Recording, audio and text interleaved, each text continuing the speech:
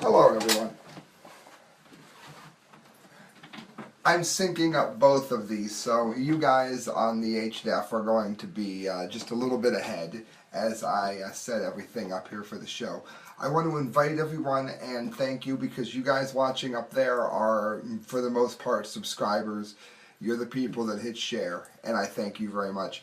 I'll be talking into this camera as well. This is live, and it's on the Media Speaks. I do want to remind everyone before we get started, and we have a full show, don't click away, it starts in 2 minutes. Just make sure that everyone here knows that this is listener supported now. YouTube has not been allowing us to monetize our videos. They have actually been demonetizing, and I'm talking about, I can be addressing matters that are not in the least bit, in any way, shape, matter, or form controversial. But because some of the topics I discuss are not in alignment with that of raging socialism, we are no longer allowed to monitor anything. We have been getting absolutely hosed. So we're asking everyone to support us if you support what we're doing, and you can do so by, as I break my studio, by donating at thecorrectviews@hotmail.com. And you can do that through PayPal. Every penny that you give to me, my friends, that goes towards a better show.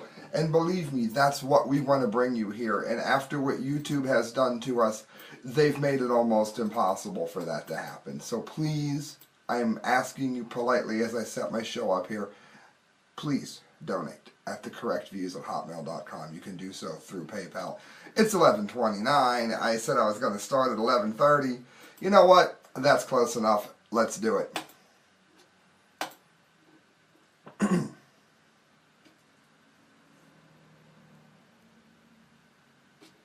If this ever goes. There it is live. There we go. Greetings, unsettled souls. Sam I.B. Gangi doing political commentary for the Media Speaks. As I just reminded all the subscribers who are over there, hello Def, hello, welcome aboard from the Media Speaks, that you can support at thecorrectviews@hotmail.com by donating through PayPal. Guys, we've got a lot to get to today. First of all, I want to talk about Irma. Everyone's talking about Irma, as well as how it ties into Hurricane Harvey, which a lot of people haven't really addressed, and I think they should. Some of this is outright leftist lunacy, but then again, when you're talking about leftists, for the most part, you are talking about lunacy. So, we'll go with what we got, friends. That's the latest on Hurricane Harvey that you are seeing there before we get into it. Now, this here is not good. Listen to this. And I'm a Christian. I admit that openly, and that'll be important later when we start talking about Neville Goddard. But I need you to pay some attention to this here. God is not mocked. Jim Baker says Hurricane Harvey is God's judgment on America. Right wing watch. Now see, this is the kind of thing that is a huge problem because it paints Christians in a very, very bad light. The only way I can describe it is I have some black friends who are humiliated by the mockery of racial conversation that is Black Lives Matter. They are humiliated by them.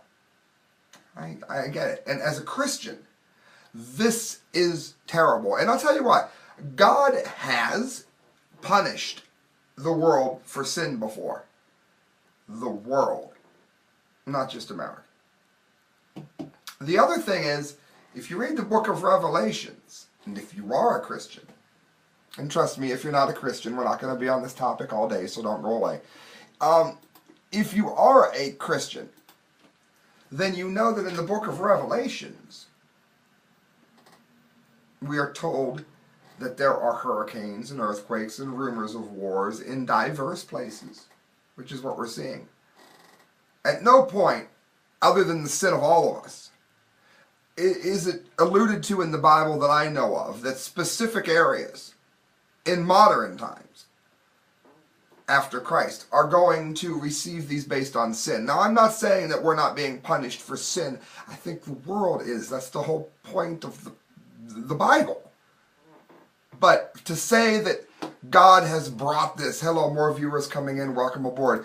To say that God has brought this upon us is a black eye to Christians And it's humiliating. Listen to this. Right-wing pastor Rick Joyner joined television evangelist and end times prepper pastor Jim Bakker and his television program yesterday, where they declared that Hurricane Harvey was God's judgment on the city of Houston and used the devastation wrought by the storm to promote Bakker's line of survival products. Now, friends, that is a huge travesty. For those as you tune in, as I'm talking, I'm going to the storm so you guys can watch it. That is a travesty. To say that this is happening here to the people of, he was talking about Texas, but that was before this developed. To say that this is brought on because of some sin that we have done, when all of us are sin and the whole world is punished, is absolute insanity. Okay? I'd like to address that first of all. Joyner asserted that the storm had nothing to do with climate change, which it does not. The real issue with the weather and everything else on Earth has to do with sin and wickedness. Not true. The whole Earth will cry out because of the shedding of innocent blood. That's what throws nature off more than dumping CO2. That is true. But that would be the sin of all of us. Does America shed innocent blood? Certainly America sheds innocent blood. But if you were going to have a hurricane of that magnitude or something equal to it, then it would hit the Middle East, where ISIS embodies shedding innocent blood. Okay, they're far worse than America is, regardless of what it is that you think of America.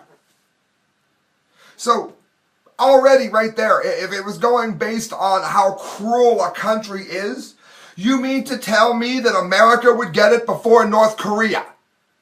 Have you seen how North Korea treats their own people? You mean to tell me that God's going to hit them before he hits America before he hits them? Iran, do you see how they treat, again, their own people? Jim Bakker's going to sit here and insinuate that this is brought down on Americans when there is so much more evil in the rest of the world just because there are things in America that are against the Bible, and we all know that there is. This is a travesty. Joyner said that Key West, Florida, had been hit by a hurricane. One day they're supposed to have the Day of Decadence parade, and another the Hurricane New Orleans right before. Well, you know what? While a lot of people were having the Decadence parade, a lot of people were going to church too. That's like saying that every good thing that happens because people were going to church that day. This is not the way you read the end of times prophecy. This, my friends, is how you distort the Bible and cause people to run from Christianity. Bakker agreed, saying that the former mayor of Houston ordered all the preachers to turn in their sermons before they preach them. Just remember, God gets the last word. God gets the last word. He will not be deceived nor mocked. Well, that might be true, Mr. Bakker. Let me offer this up real quick. How many pastors that were godly, and maybe ones that did not turn over their sermons, are still living there and may have been washed away and killed? You mean to accuse God, with no proof, of killing them because their rulers wanted to see their sermons before they preached it? That's utter insanity. You're a moron. And so is this guy. We've got idiots on the left. Believe me, trust me, we've got the idiots on the left. You're going to say, oh, Sam's not attacking Christians at all. I'm not attacking conservatives. I'm attacking idiots. CNSnews.com. Professors suggested that Texans deserve Harvey for supporting Trump. I wonder what sins they have that they deserve punishment for. If I was them, I'd be very concerned about making such predictions. The professor at the University of Tampa is apologizing for suggesting that Texas residents deserve Hurricane Harvey for supporting Donald Trump, Fox News reported. I don't believe in instant karma, but this kind of feels like it's for Texas. Ken Story tweeted on Sunday, according to the campus reform. Hopefully, this will help them realize that the GOP doesn't care about them. What? Okay, we're talking about a storm that has moved in and is decimating lives. And this is the tripe that's given to us? Story apologized later, said, I deeply regret the statement I posted yesterday. I never meant to wish ill upon any group. I hope all affected by Harvey recover quickly. Yeah, even those that voted for Trump, you swine. The University of Tampa's Director of Public Information, Eric Caldinas, issued a statement to Fox News. saying that the university stands in solidarity with the people impacted by Hurricane Harvey and that our thoughts and prayers are with all involved. Even Trump supporters, I guess. How very kind of you. The comments made by Kenneth Story were made via the private social media account. They were not made within the capacity of a faculty member, and they don't represent the university's views. So we know at least there's one scum teacher there. The University of Tampa condemns these comments and blah blah.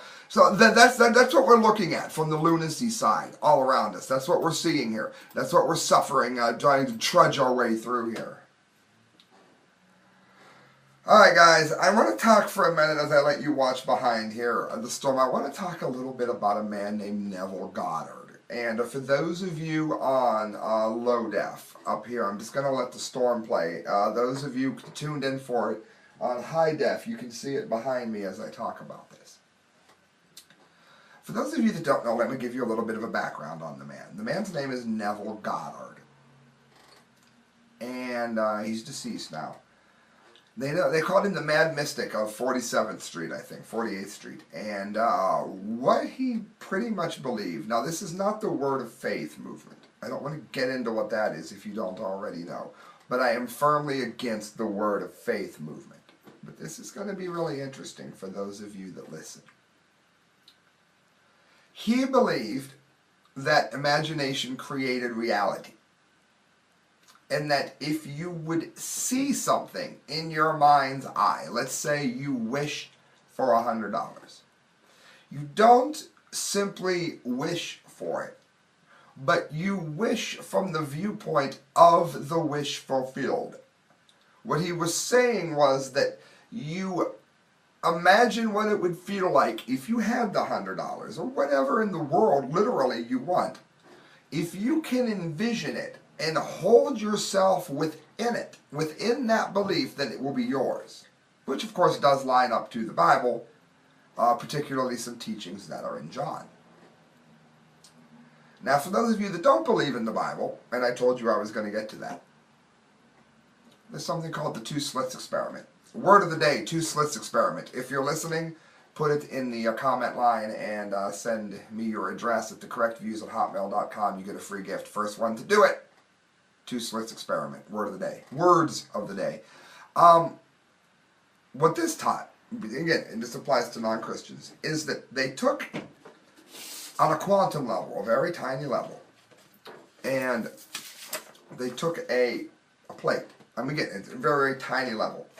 And what they did is they ripped tiny, tiny little slits.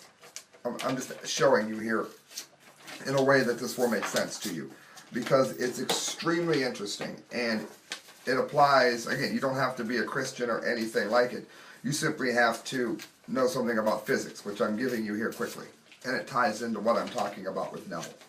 So there were these 2 tiny slits that were, I'm going to need to go shut off the hurricane coverage to show people this on low def. What they did is physicists took electrons and shot them through one slit first. It's one slit. And of course, it made a pattern of dots where they went through. When they shot it through both of them,